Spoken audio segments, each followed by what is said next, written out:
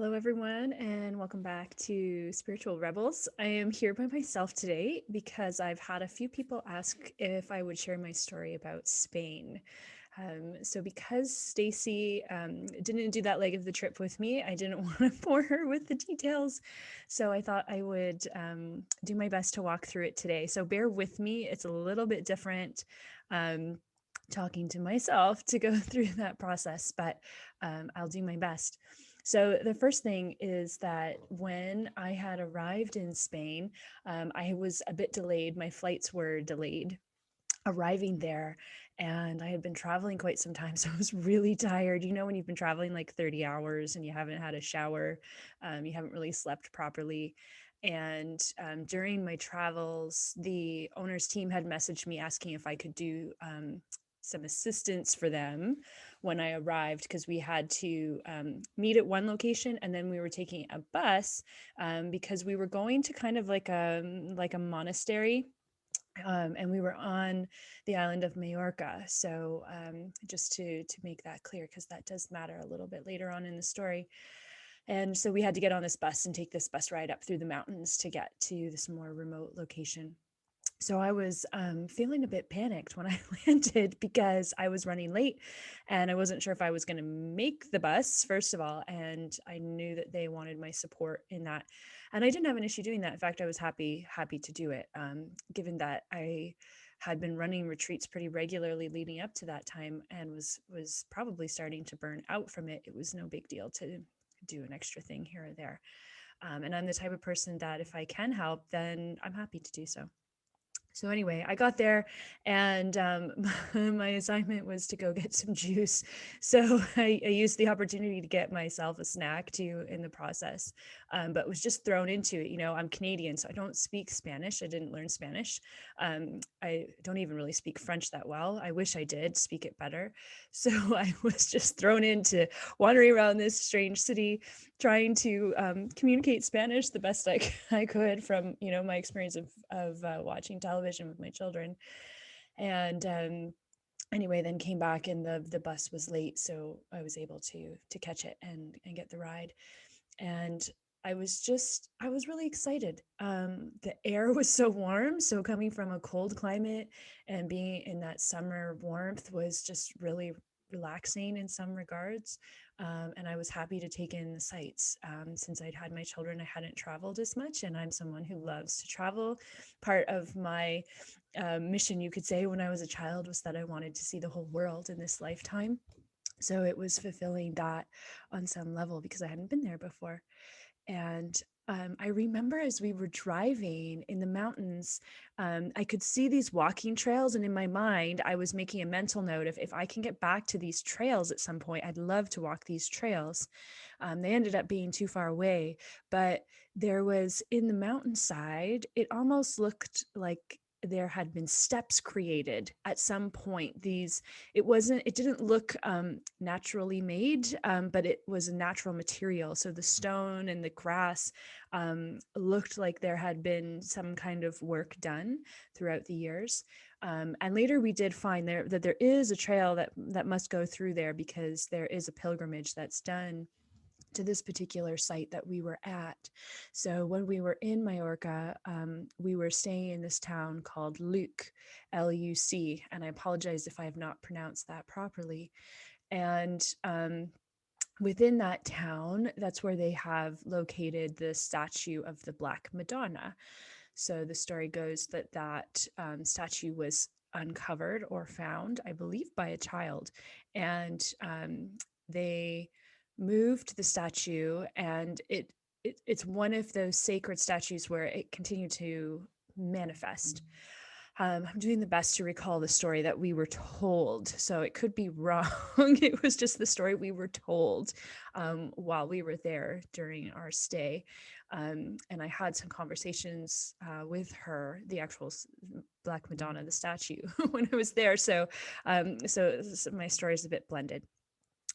And anyway, so when we arrived, there was, you're kind of at the top of this mountain, and it was very windy, and it was a little bit unnerving being on a bus and seeing the cliff going right down. But we did make it to the top, no problems. And when we arrived, we got off the bus and we started walking towards the monastery. And there's this beautiful gated doorway or archway that you step through, and you kind of come into this plaza, and we had to wait in line to register to get our rooms and so forth. So I was at the back of the line. I was in no hurry. I was just soaking everything up. And this, the sun was shining, the sky was blue, all of those wonderful things. And in fact, let me see if I can share a photo that I snapped right in that plaza when we landed. So hopefully you can see this. This is just one level of the plaza. It's not the prettiest spot, the angle that I captured.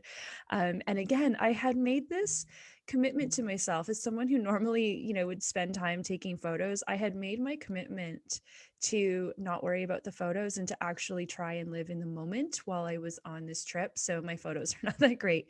And I did have some lovely women that have reached out to me since then and offered me some of their photos.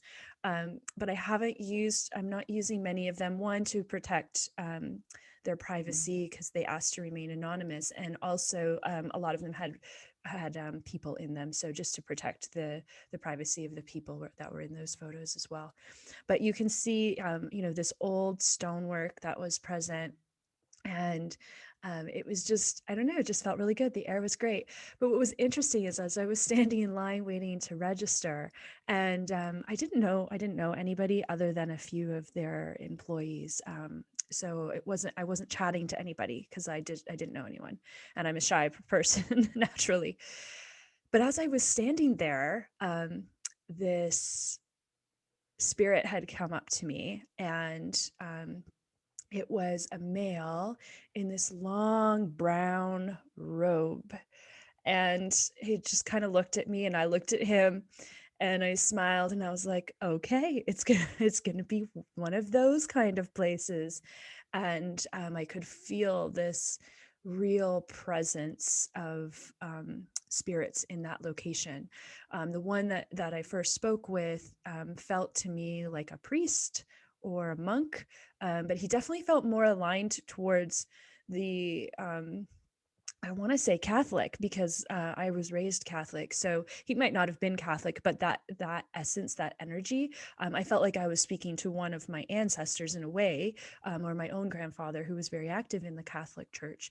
So he didn't say much to me. He just made his presence known. And then I looked in the windows of the area where we would be sleeping, and I saw other images in there as well. So I knew that we were going to have a pretty active weekend or a few days that we were there, but wasn't concerned about it, just noticed it.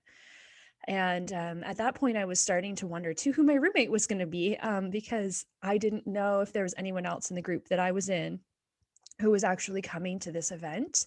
And because we all had partners in this group, and my partner didn't really travel, so I was usually the person that was kind of the mismatch that got matched up with whoever was available, which ended up being really great for me in the end because I got to meet a lot more women in the process and develop more relationships and have different perspectives. So it was really lovely for me.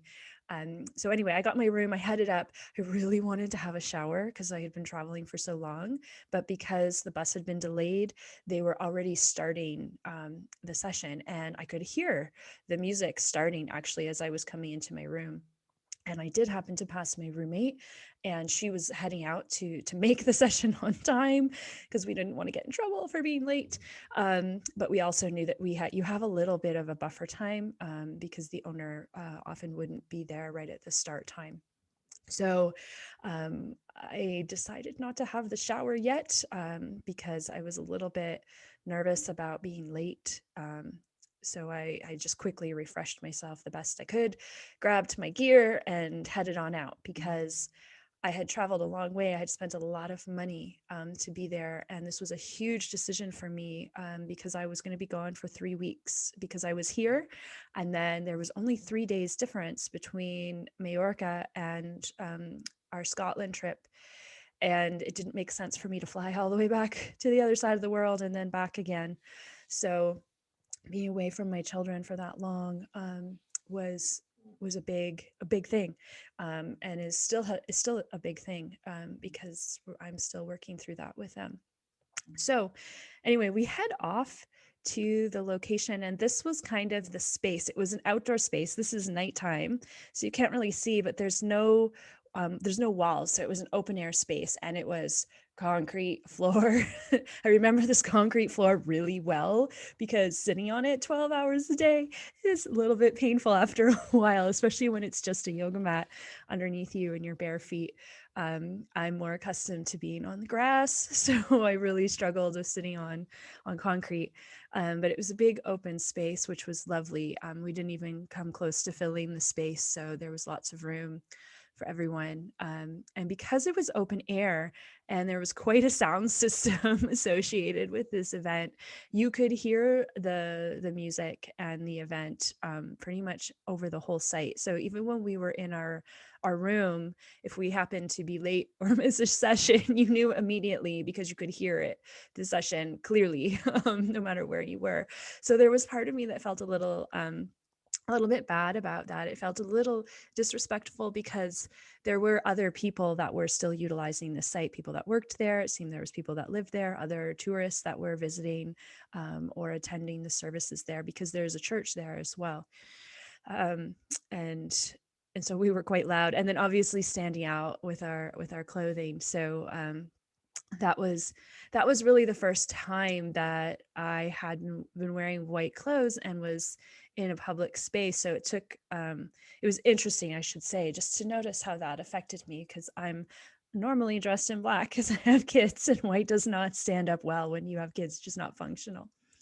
So this was that space, and I was really happy to meet my roommate, and we connected really well. And she was just a lovely person to spend that time with. I'm really glad that we had that time together before I exited the group, and we had a lot of wonderful chats late into the evening, so much so that in the morning when sadhana came around, I couldn't bear to get out of bed with it. By the time you added in the time change there and our late night chats, I couldn't do it. And I knew that if I was going to have the energy to get through the whole day, that I needed to give myself that break. So we simply opened the window and listened to sadhana from our bedroom because we could. We could. And I was completely okay with this. Is where my rebellion maybe was starting to come out, but I was completely okay with that. And it's kind of the same mindset I had when I was a child in the Catholic Church of, I used to ask my parents all the time, why do we have to go to church every Sunday? Why can't we just pray to God from our bedroom? Why do we have to be in these particular places? And the answer I got at the time was that it was the fact of life. Unfortunately for them, I read too many books, and I knew that that was not the case. But there's always been that part of me, I think, even growing up, that questioned, when it came to religion and spirituality, why we needed to do things a certain way and in a certain place. And I wanted to share this photo. This is Yogi Bhajan, and it's funny. The black and white photo was at a couple of different events along the way that I went to, and it always stood out to me more so when we were doing like dance exercises, just as like an extra curriculum. Sometimes choreographers would come in, and not so much at this particular event, but in a previous event, we were learning this choreography to a dance, which was basically benign. And I don't think the choreographer was even aware of this, but we were walking in two lines towards the front of the room, and then you'd loop around and you'd go again, right? So basically these groups of women walking in two lines. And the intention was that we were to walk with confidence and pride and um, gusto. I'm not a dancer, so it was really pushing me outside of my comfort zone, but I enjoyed it. And what I remember thinking the first time we did that is because as we were walking in those lines, we were walking towards these photos because we were walking towards the front of the room. And we had to have a point of focus as we walked. And so I had chosen this Yogi Bhajan photo to be my point of focus. And at at the time I knew this, but I wasn't as aware. Now I'm much more aware of it, is that when I look into people's eyes or photos into their eyes, I tend to get information or a read or messages coming in from a psychic perspective. And the first time I had done this in that fashion with Yogi Bhajan is I heard, "We are preparing for war." And I took it as spiritual warfare. And he was saying, we're building an army, and there's a strength that needs to be behind these movements. And the strength behind the movements becomes strength of mind, strength of psyche. And it made me a little bit uncomfortable the first time, but because my first thought was, well, what side am I on? What side are we building? And through the course of the training, you just come to accept that you're on the side of good, that you're here to do good things in the world. And I think a lot of people that are drawn to Kundalini or any spiritual program in general are generally good people, and they want to do good things. And so we want to believe that we're doing that as well. I'm not saying that we weren't, but it was just an interesting point that had come up as I had looked into his eyes, because that picture now, looking at it, is not very comforting by any means. But those pictures, they carry an energy in them, and that much I know.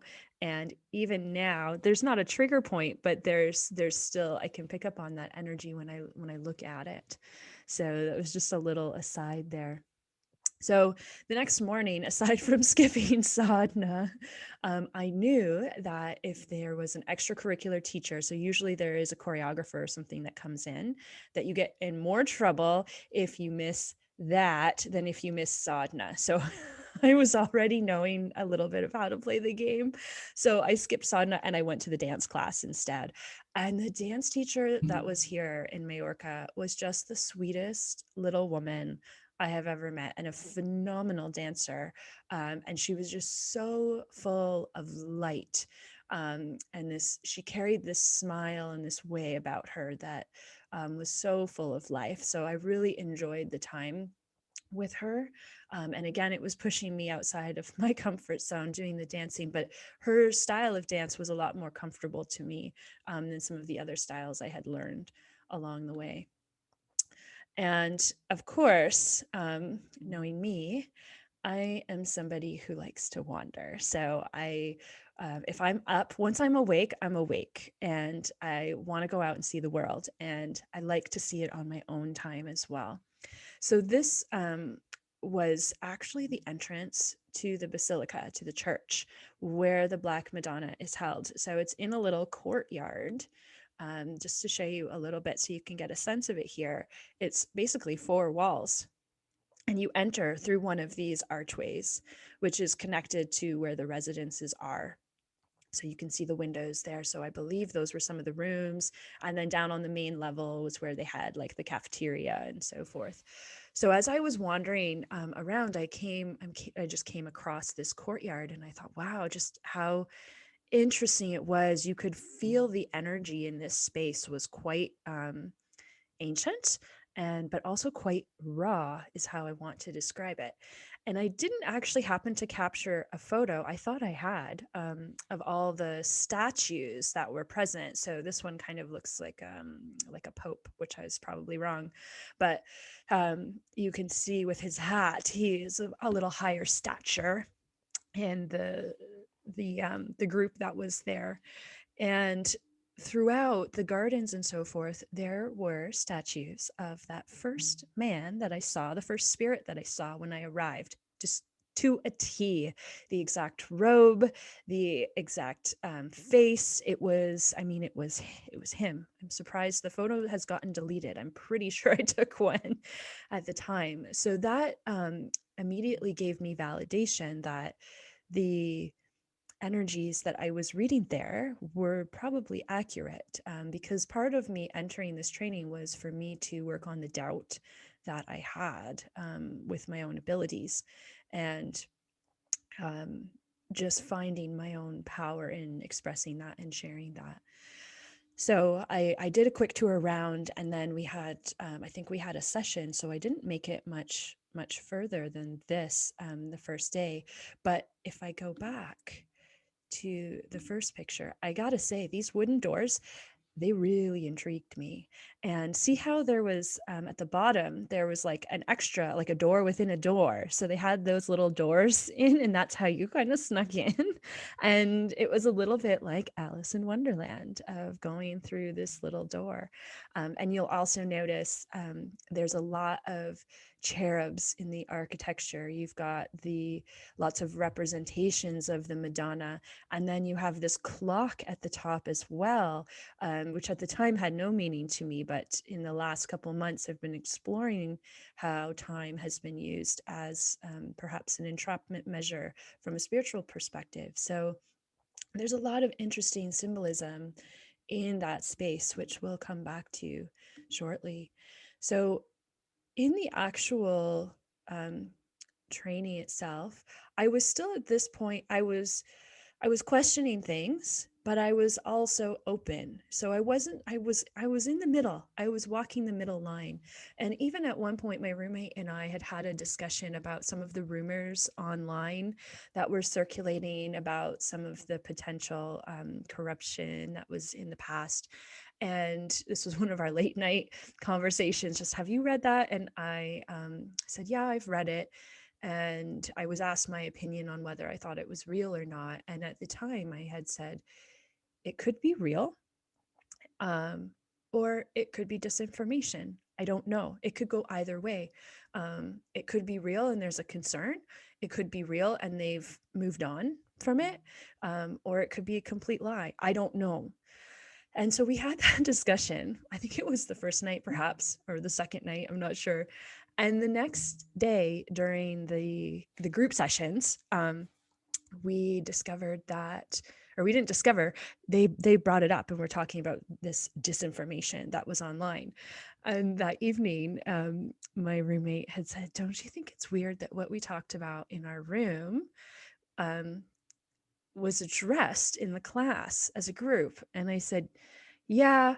And it was interesting because in a previous session, I had gone to, the same thing had happened, where conversations we had had in the privacy of our rooms were then suddenly talked about in a public setting in the group. And that's going back to a previous experience I had where we were doing a sound ceremony, a sound bath. And in that process, the wizard had come into my mind. I'm not sure if I shared that earlier. And being someone that works with spirits and energies and consciousness, that had never happened before. They always presented in front of me and I could have a conversation with them, not in my body, outside of my body. But in this instance, the wizard was inside my head. And when I came out of the meditation, I immediately looked to the women beside me and I said, I need to go talk to the wizard. Something has happened and it's a red flag for me. And all I knew in my gut was that I had to call him on it. And I had to make sure he knew that I knew what had happened. And I did go and talk to him and said, hey, this happened. You were inside my head and that's not normal. I think I said, what's up with that? And his response was a long pause. And then I was told that it wasn't unique, but it was rare. And that it just meant I was a good student.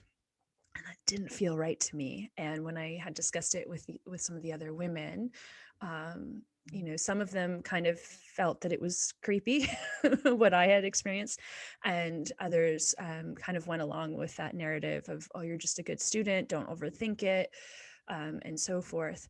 But in the course of having that discussion with them, and this point we're back in the privacy of our room, our hotel room, I could feel this presence of something looking out from my eyes, as if there was another energy within me that was able to see and hear inside the room. And so that made me really uncomfortable. And I just kind of shut down the conversation. I said, I think we should get going. Let's go get some dinner. Let's head out. Because it felt uncomfortable. And so when I was in Majorca and we were having this discussion again, that was in the back of my mind. And I was thinking about that as a possibility.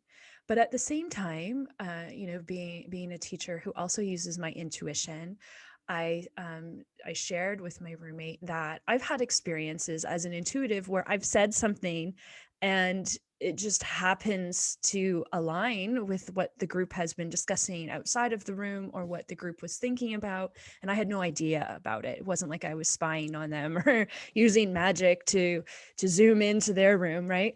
Um, so I had this perspective of, more could be going on, or it could just be coincidence. It could just be, the universe aligning, intuition aligning, and so forth. So I was still pretty open to it. Um, and through the course of, I think we were there for 3 days, 3 or 4 days, I did meet a lot of other really lovely women. I met women that had been doing this training for many years, and had found great support and success out of it. I met women who were there for the very first time, who were very uncomfortable with some of the things that they were seeing. And I was trying to comfort them. And there was also another mother that was there who had come with her small child, who I really connected with. I really enjoyed their presence. And I think because I was missing my own children as well, I loved having her presence there, and her child and his energy as well. And so all of that was kind of going on in addition to doing the chanting and the mantras and the yoga and everything else. And so there was a couple of things that I wanted to reference and that came up for me that I can still recall. And one was we were doing this meditation, a long chant, where our hands had to go forward like this. I can't remember the name of it. I can't even remember what we were chanting, but obviously that image is one that pretty much anyone in the world would recognize. And it's not necessarily a posture that we would naturally want to go into. So, given that my state of mind at this point was question but be open, try and see what happens, I decided to try it. I was like, I'm just going to go with it and see what happens, while also dealing with my own programming, you could say, of what that particular position had meant to me based on history, school, and what we had learned about it. And we were singing a mantra to it, I believe, and we held it for quite a long time. It was quite painful by the end. And in this particular meditation, I ended up going into a galactic space, into an astral space, and um, before I even started doing the Kundalini, I had been working with energies that I just called the blue beings. They first started appearing as blue spheres when we were doing energy work here locally. And they would sometimes come up in meditation, or when we were working with other people or leading meditations or leading classes. And so I was quite familiar with that particular energy. So in this meditation, they came in, but this time they came in a humanoid form. And I was shown who presented himself to me as my galactic father, so my star father. And I had a long conversation because I've always felt as a child that I didn't belong here. So even as a child, I used to run to my bedroom and I would cry and sob and I would chant, I want to go home. I want to go home. I want to go home. I want to go home. My parents thought I was crazy because they're like, you're at home. Where else can you go? But I just never really felt like I belonged. And so when I was doing that particular meditation, my star father came in, blue, kind of translucent skin all over his body, and I recognized him instantly. And I had seen a couple of the blue beings in humanoid form leading up to this particular event, but this one was more significant because I got a relationship, a deeper conversation than I had before. And when we came out of the meditation, I was sitting by two women I didn't know. One who it was her first time there, and one who had been doing this for, I don't know, 10 years or something. And they were both very sweet because we came out and it was like, okay, share and pair and meet up with the people beside you and start talking. And I was crying because it was a pretty significant event to to meet some of your star family. And the one woman, I wasn't bawling, but there was tears coming down, and she was like, "Oh, that must have been a big meditation for you." And I said, "Yeah, I just realized that my dad is not my dad." And they're like, "Oh," and I was like, "No, not in that way, but obviously he's probably my biological father, but that there's this other energy from the star family that I'm connecting with." And the older woman had given me some resources to look into. She's like, "Oh, you should look into this person and that person, because they do work on your star family, so maybe there's something coming up there for you." And so we had a little discussion about that, and that was pretty significant for me. And throughout that weekend, I was doing, even leading up to that weekend, I had really been asking for guidance. If I want to meet my star family, I want to know, where my soul has originated from, and I want to know my purpose here, my real purpose here. So I think I have an idea of what it is, but I want to make sure I'm aligned to it, because there's only so much time that you have in these lifetimes here on earth, and I want to make sure I'm making the most of it. So there was that was a more serious element of it. And this weekend, because they were doing a lot of work around Madonna and mother, and that maternal energy and so forth, we were doing a lot of like body movement and dance. And so we were assigned to groups, and we had to create a group dance that we were to present later on in the weekend. And because of the group I was in, there was only 3 of us in our group. So there's a lot more pressure. Sometimes it's better to be, when you're an introvert, it's better to be in the bigger groups where there's like 50 people or 20 people, because you can hide in the back. When you're in a group of 3, there's no hiding. But at this point, I'd been through to a couple events as well. So I knew that it was coming, and I knew what to expect. So I was a little more prepared for it. And we were assigned to do our interpretation of the Tarantilla. Um, and so you can look that up. I had no idea what it was. We looked it up, and it's kind of this like folk dance. You dance in a circle and do these movements. But so we had to figure out our own representation of it. And so we spent quite a bit of time, and we decided that we were going to go to where the original Black Madonna was located to figure out our dance, because we wanted to harness her energy, right? Because there's the Black Madonna that was in the church, and then there's a Black Madonna that is up in nature, on the mountain where she was found. So they have not a statue there, but there's a marker there to represent. And we hadn't yet gone up there, so we thought, it's a good way for us to be able to wander and do this assignment at the same time. The only downside is there's a lot of tourists that are going up there to look at the actual marker, so it's a little bit embarrassing to be dancing in front of it, but we made the best of it, and laughed with a few international tourists along the way, who we ended up taking their pictures, I think, too, in the process. So it was lighthearted anyhow as we did that. And so that was a big portion of our time, and there was very little downtime there. There's hardly any opportunity to really do a lot of wandering in that space. Let me just see if I have any photos up there on the marker. No, I don't have any, because I think we were too many selfies up there as we went through that process. So I know on the second day, I think it was the second or the third day we were there, the children's choir was singing in the church, the Basilica, and the organizers had wanted to make sure that we were there for this particular choir. We missed most of the other events, but that one was the one that they had wanted to make sure we attended.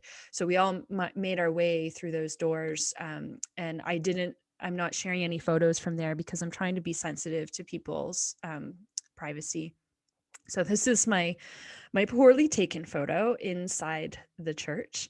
And so the first time we went in was with the group, and you can see it's a beautiful space inside. You've got the gold archway here. And at the very front, you'll see in the middle, there's a photo, a painting right in the middle of the front altar. And if you look just down below that, you'll see it looks like there's 3 golden doors. So what happens is the Black Madonna is actually inside those doors. And during Mass, they rotate her forward so you can see her in the front. And then when Mass is not in place, she rotates backwards and there's a viewing room back behind the altar that you can access. So we went in for this choir presentation, we'll say, for lack of better terms.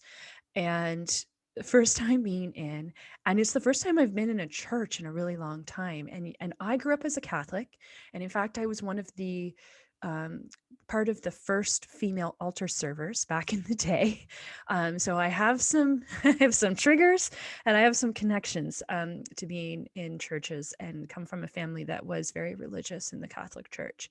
So there's some ancestry there as well. So it felt a little bit odd at first. And it felt really odd entering a church dressed all in white and being part of a group that was dressed all in white. Not that white is a weird thing to wear at church, but it was just, it felt weird to me, maybe not to others, but to me as being part of this group that was practicing a different religion, present in a church that was of another religion. So just wanted to share that little note. Now, what I was drawn to in the church is I remember looking for symbols when I was there. I had this feeling there was symbols in here that would be important later. And you can see in the top, near closer towards the altar, there's a dome that opens up. So there's some stained glass windows to allow light to come in. And I think I have a photo of that, perhaps. Yeah, so you can see there was some light that came in, and there's some references there as well. And I remember after the presentation kind of sitting under that for quite a bit, trying to figure out if I could receive the intention behind it. And I never did, but there was some information in there. So while we were sitting here, we were all sitting in the pews and we took up quite a bit of space because it was a large group, and there was a lot of photo ops taking place. And that's really all that was important to me at that moment. I wasn't picking up on a whole lot other than it felt weird that there was all these photos happening of the owner and the wizard in a church. It wasn't, other than a wedding, I hadn't really experienced that before. And then you'll see to the right of the altar, there's a little archway there, and that leads you in to the viewing room of the Black Madonna. So after they had finished singing, we all went through that door. We lined up because everybody that was present ended up going. So not just our group, but some of the other people that were there went through that doorway to wait our turn to see the Black Madonna. Now, it felt very much when we went through that door like being in a funeral procession, if you've ever been to a funeral, in that everyone was pretty much dead silent and whispering. And there was this energy in the air of like, follow the rules and be respectful, and this should be an awe-inspiring moment, and when you see the Black Madonna you will be blessed, and so forth.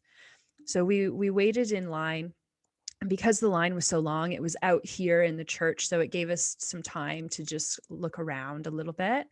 And I'll come back to that photo. As we got inside, this is the other side of the altar. So you'll see the Black Madonna there holding a child. You've got the cherubs along the side.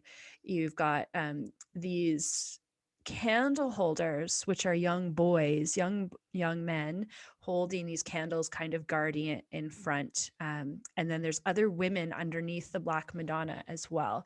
So it's all in a glass case there, and there's a little, like, for lack of better terms, like a metallic ball that you can hold on to, that is so from the metal perspective you would be connected through this to the statue of the Black Madonna, so it's like an energy point to hold on to, if that makes sense. So when we came in and we were kind of lined up on the left of her and waiting our turn to go in, and there's a place to drop your money for donations and so forth. And the wizard and that group, they were ahead. I'm always at the back of the line for some reason. So we were near the back of the line. And I mean, I wasn't surprised by it at this point, but everyone was kind of going up and bowing to the Black Madonna, and there was these, you know, displays of, I don't know what the right word is. I want to say postulating, but that's maybe not the right term. But just it felt overdone for some reason to me in that moment. Even though I've been to these types of places before with my past, with my family, it just felt insincere, I guess, of it felt like this is what we're doing because this is what we're supposed to do in this place. Now, what's interesting is everyone was going up and bowing and saying these prayers, and I was beside the other mother and her child while we were waiting in line, and everyone was dead silent in here. There is in front of her, like where you would be positioned right now, is a row of pews, so you can say your prayers and then you can go sit and reflect or sit and look at the statue, at the Black Madonna.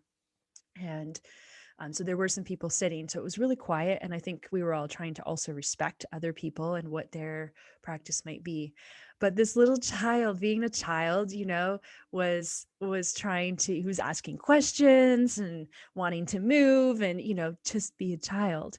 And she was doing her best to try to keep him quiet and still, and to fit what the unspoken expectation was in that moment. And so I was just observing all this, and I heard the Black Madonna say, she started giggling at the little child, and she said, "I'm a mother. I'm holding a baby.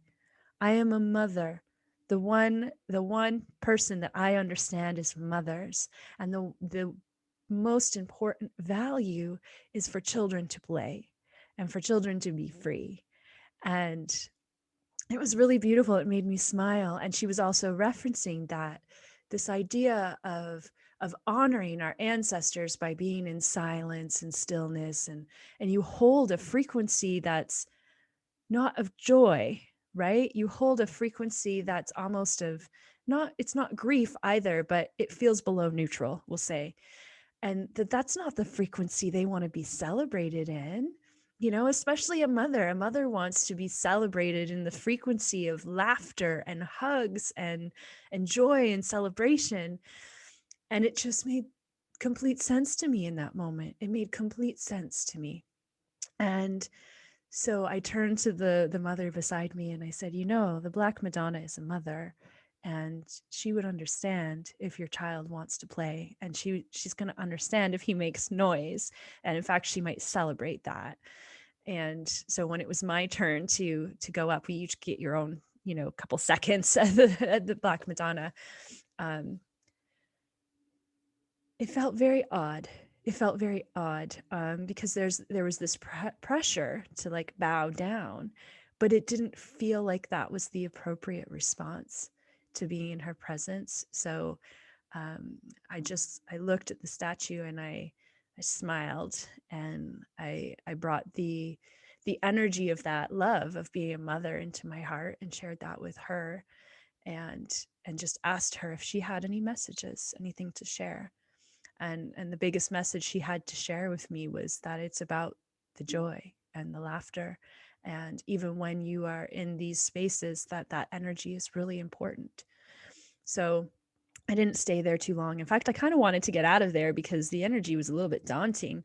And so we finished that, and I think we had a little bit of a break, so I was able to go get a snack, wander on my own for a bit, and before heading to our sessions. So that was my first experience with her. Now, similar to what I did in Scotland, is I intuitively knew I had to go back on my own and experience the energy on my own. So the next morning, I got up early and I ate my breakfast really early so that I could sneak into the church all by myself. And I gotta say, these doors, I just love these doors. So I went in through those doors and I snuck in, and I had brought my crystals with me.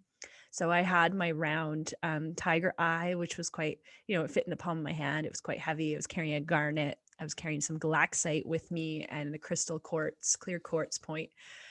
And I came in and I wanted to look at some of the paintings and so forth. And I have to show you this painting. So this was in the actual chapel, and it was on the right side of the church. And I wish I had a better picture of it, because this just, I stood there for a long time. Someone even walked by and said, "What are you looking at?" And I pointed it out to them. So if you can see this image clearly, there is a woman here, and she's sitting on a cloud. So I don't know, maybe she is supposed to represent an angel, but she is actually squirting breast milk out of her breast.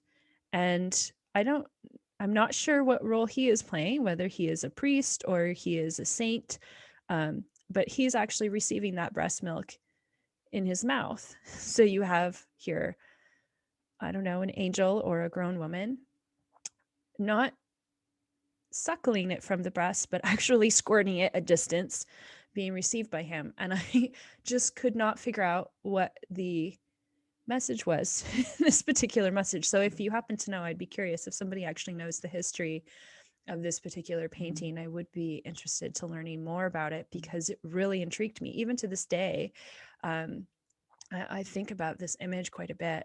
And beside it, there was a station there with the crucifixion of Jesus. And I was drawn to the woman, who I believed was Mary, but it could be another woman. And she was holding the bloody cloths beside him. And I was also drawn to that particular image. And like I said, being raised Catholic, I'm very familiar of those stories from probably more from a rudimentary child's perspective, because I hadn't explored them a lot until after this trip. And even then, it's just been more what I've been guided to do. And there was something in me that was questioning the crucifixion, and the story that we were told. And that was all that it was. It was like a little seed that was planted, that there was something more to this, and there was something involving the women associated with it. And it's caused me in the last year or so to really do some digging into some of these stories. And there's a wonderful book called The Jesus Papers that I read in early 2020. And forgive me, I forget the author's name, but it's a really interesting perspective of looking at the story of Jesus, comparing it to some of the folklore and some of the archaeological finds and evidence that they've discovered along the way. Also, and I don't know what is truth or what isn't truth at this point, but I think sometimes it's important for us to explore those questions when they arise for ourselves. So I was exploring the church on my own, really quiet in that lovely morning energy, and looking at these images. And then I ended up sitting in one of the pews on the side here, and it was like stone cold silent in the church. And I'm pretty sure they have cameras. I remember seeing cameras in here, security cameras. So I was also like, I don't want to look weird with coming in the church by myself, but I also knew it was okay to be in the church. And I wanted to take out my my crystal ball, my tiger eye, to just hold in the energy of the space. I was using it. It was more of an experiment for me to see if I could pick up on something through the crystal while I was in that particular space. And so lo and behold, I pull it out of my little pouch, and doesn't it fall on the marble floor, making this huge crash, rolls across the pews. So my idea of being quiet and inconspicuous didn't quite work out. So I just laughed and looked around, kind of expecting a group of security guards to come out and get mad at me, but that didn't happen. So I just sat there, and I felt the energy of the church. There was definitely some energies present there. There was some lights that were flickering for me in the back of the church. And I just wanted to see it from some different angles without anybody inside. So I was able to go and stand in front of the altar, to look at the back of the church from the front, and just pick up on what I was resonating with. And then the viewing room to the Black Madonna was also open. So I thought, well, this is a great opportunity for me to go in and experience her without any pressure, without any expectations on what you're supposed to do. So I did end up sneaking in the back, and I thought, well, you know what? I'm going to pull out my crystal here too. And same thing. They all fell out onto the floor, huge crash again. Because it was marble back there too, and was rolling around. And I was like, okay, maybe all of you just want to be here. So I brought all of the crystals and put them on the base, because they had like a little round area that you could touch, um, and sat there for quite a while because there was nobody else, and really just asked her what she needed. And I remember getting this sense of sadness that she was locked in this box of, this beautiful statue that was found out in nature is now held in this box. And all of her days are simply rotating back and forth, back and forth.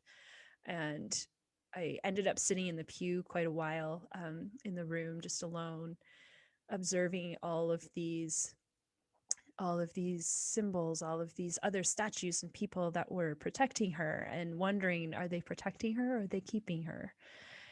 And I didn't have any answers. I wasn't thinking, like, I was thinking deeply about it, but I wasn't held to any one line of thought as I sat there.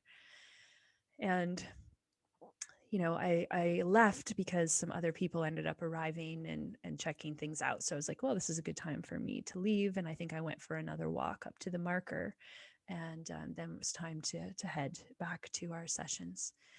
And so that was pretty much, the basis of that experience. It was starting to open me up to question things. I was questioning, why are we in a church? That came up again, when we were in Scotland. But at this point, I thought we were just seeking out the energy of the Black Madonna. Um, and what's interesting, I was reading through some of my notes. So you can see, here's one of my selfies when I was there. So for the most part, I was pretty happy, when I was in Spain. I wasn't in a horribly bad place. I was really intent on making the breakthroughs, that I wanted to make.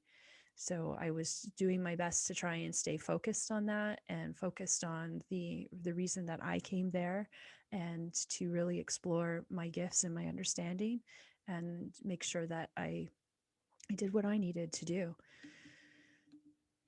So there's some more photos. So once, we finished our session, a lot of people headed home, but because I was heading to Scotland soon, I had chosen to stay on the island of Majorca for 3 days, just on my own. So I ended up leaving the main area where the studio was, and kind of the downtown area. We couldn't stay in Luke, so we came back, and I had asked my travel agent, my good friend, I was like, I kind of want to go. I just want to see like where the tourists would go, like maybe have a nice relaxing 3 days on the beach to just be normal. So I ended up in this area, which I ended up being really disappointed with, actually, because, if you're in Ontario and Canada, it kind of reminded me of like me with Sega Beach, but on a bigger scale. Um, and the energy was just, it was kind of like a party energy, which was a lot to take after being in this like deep kundalini meditative church monastery feel for the last couple days. But it gave me an opportunity to walk. So every day I would just go and walk along the water and walk in all the different shops, and I ended up spending a lot of time in my room during that time. And it was, as a mother of two young kids, it was an opportunity for me to just have time alone and hear my thoughts. And during that time, there was two things that I wonder if they had an effect on what happened in Scotland, because I had done earlier, a month or so prior, I had attended a healing workshop, and I didn't quite get all the way through. I had to leave early because I had to get home. I think my daughter was starting school or something. So I missed the last day of the training. So I thought, well, I'll pop online and I'll do that last bit of training. So I was doing, a lot of mantra work around self-healing and energy healing, which was good. And then I also went down this rabbit hole. If you remember, when we did that meditation and I met my galactic father, one of the women had said, hey, you need to check out this person. And forgive me, I can't remember her name right now. And so I ended up checking out some of her work. I couldn't afford to do a session with her, so I just followed some of the streams of thinking that she was using, and one of them was the Emerald Tablets. So I ended up listening to the book, Emerald Tablets, just on YouTube. You know how somebody reads it? So I ended up listening to the whole book of Emerald Tablets while I was here in those 3 days. Um, and just exploring it. And I still, I did end up reading the Tablets of Light, which is an interpretation of it, which I did enjoy after the fact, but I'm still not sure where I sit with the Emerald Tablets and those energies. I have some questions about it. So I feel, like anything, there's some truth in there, but I don't know what the intention or agenda might be behind all of it. So I have questions about it. But I do wonder sometimes if listening to that had activated something that created the course of events that followed in Scotland. And I think it's worth me exploring that, because there is an energy associated with that work, and the energies and gods that are associated with that. So that could have been a contributing factor that I would be open to debating for sure. And in that time, I also just took the opportunity to work on some things that I hadn't yet done. And so I was quite happy actually to leave this area behind and head to Edinburgh. I was ready for a change of scenery. I wasn't quite ready to be cold again, and not that Edinburgh was cold, but it was cooler than being on the beach for sure. And I never did the water, like the weather when I was here wasn't that great, so I never got to enjoy the water or the beach or anything along that lines, because it was cooler when I was staying here also. So I didn't get to go swimming or anything that I had in my head planned on doing to kind of balance out the energies, because I need that earth grounding in that water. I didn't end up getting it here like I had intended. So that was my trip to Spain. So it's not quite as dramatic as Scotland was, but you can see there's some elements that were slowly starting to build. There's some themes that were starting to build when I was there, that certainly probably contributed to the experience in Scotland.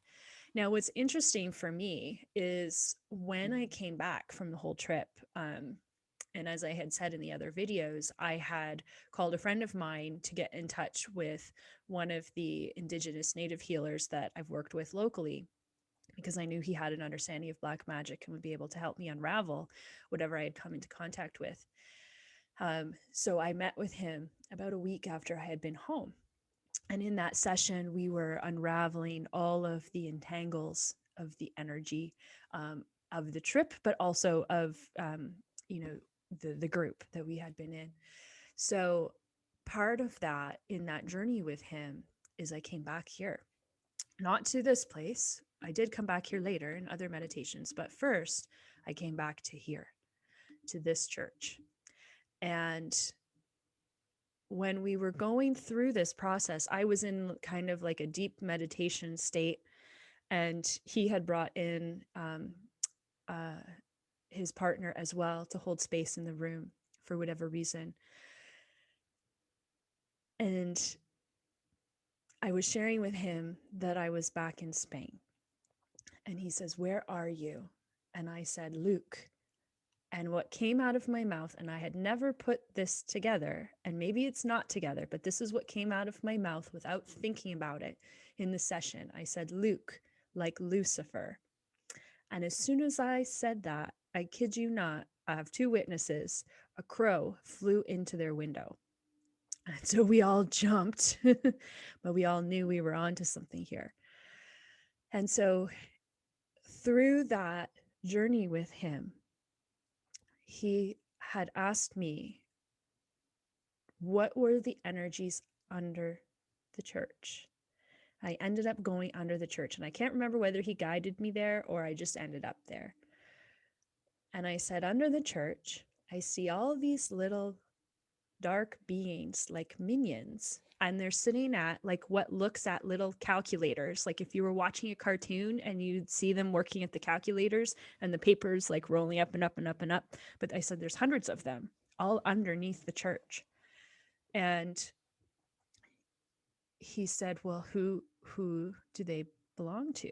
And I said, they are not good. And we had a discussion around how a lot of the churches may have been used or may be used to generate money.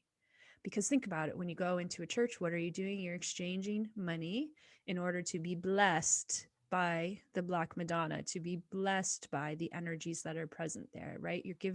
You're exchanging, or you're entering into a contract with your money in exchange for that energy that they might be offering.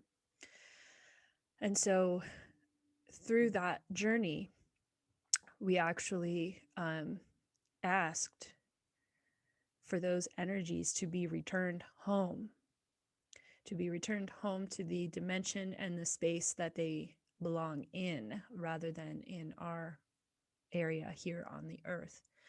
I'm trying to be sensitive to how I explain this, because I know this could be a trigger point for some people.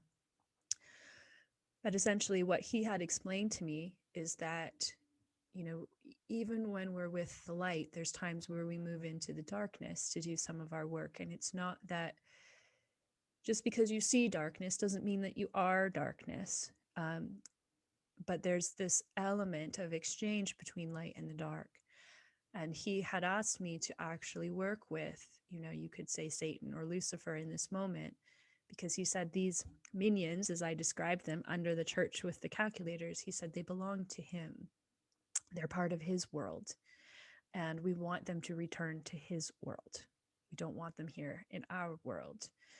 And it's not that, because I was really hesitant about doing this, obviously, right?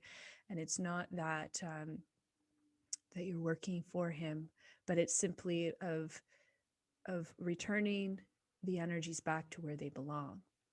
And so we had done that process, and through the journey, which became a theme as part of my healing journeys, is I saw light moving through the buildings of the church here, and they started to crumble.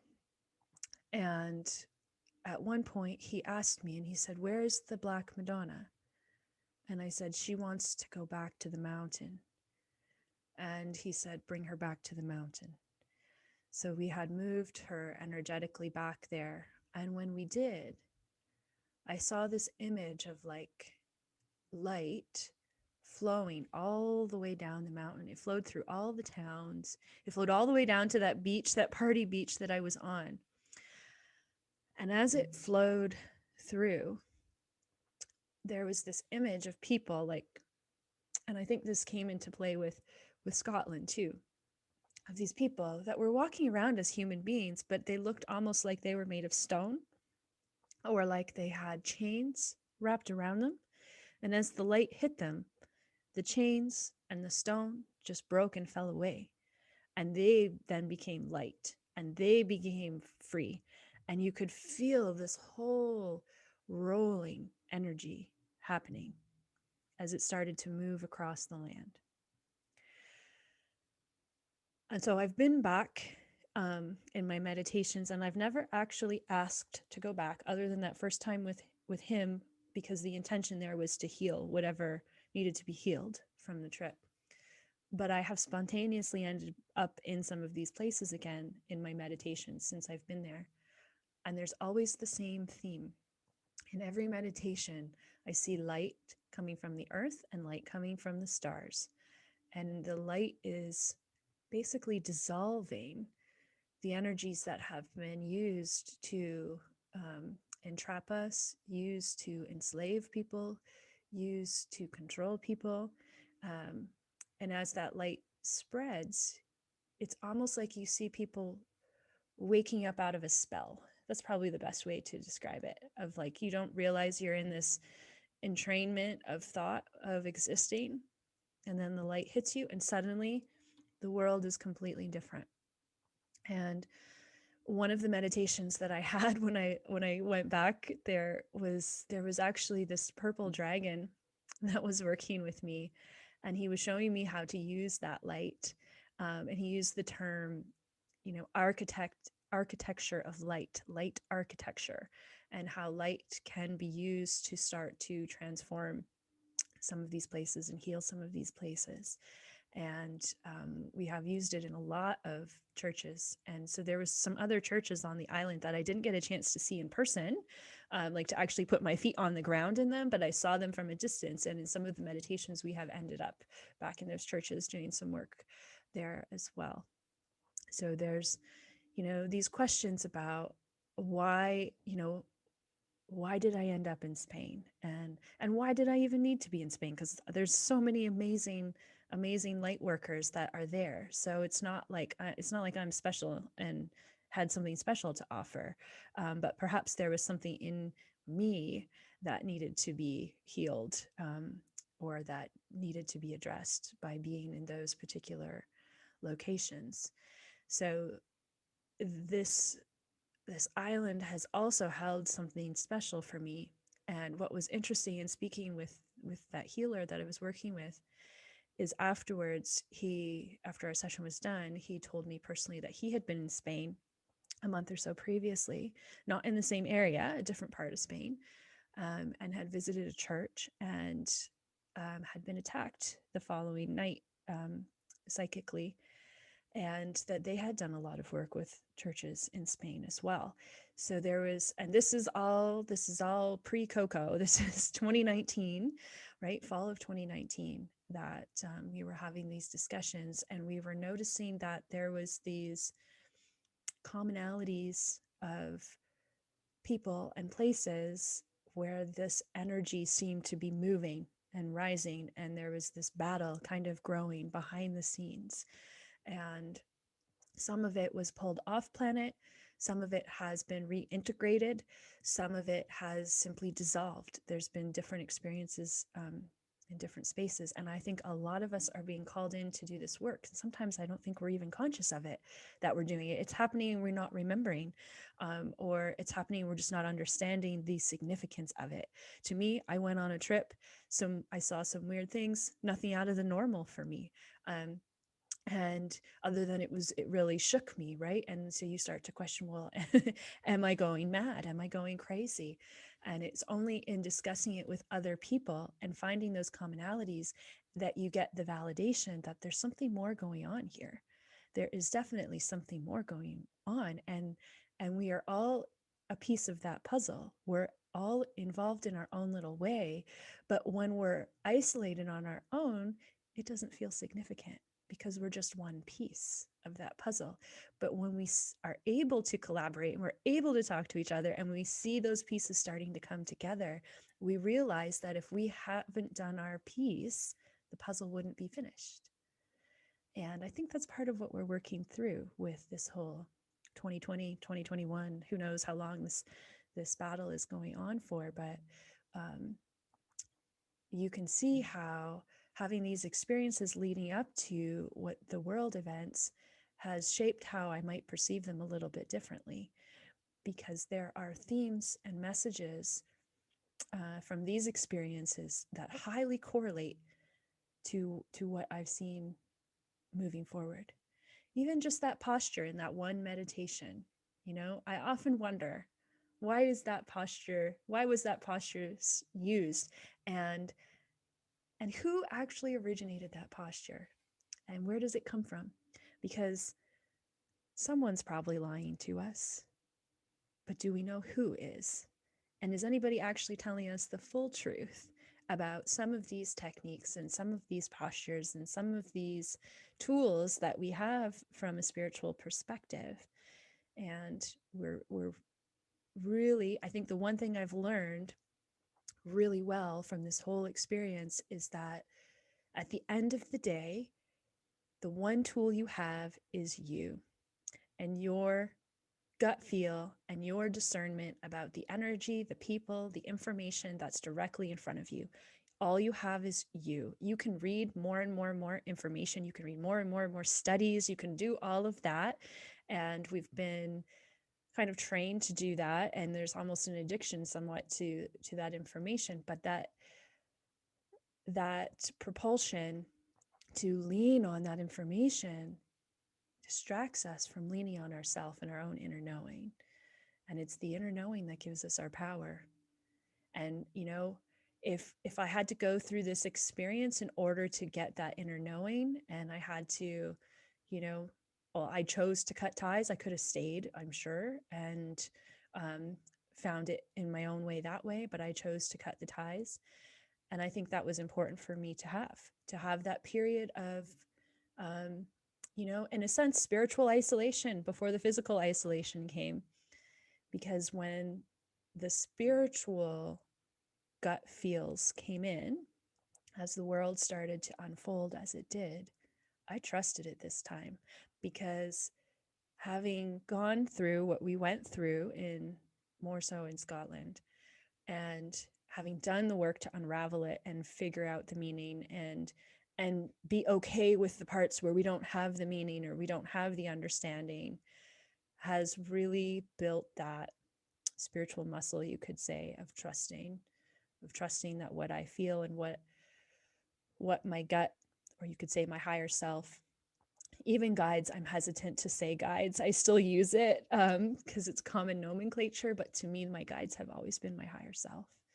And the number one reason that I ever hesitated getting into this work was because I wanted to be certain of who I was speaking with, and I wanted to be certain that I was able to help people rather than harm people. I never wanted to share messages with anybody that might have the potential for harm or the potential for disinformation. I didn't want that.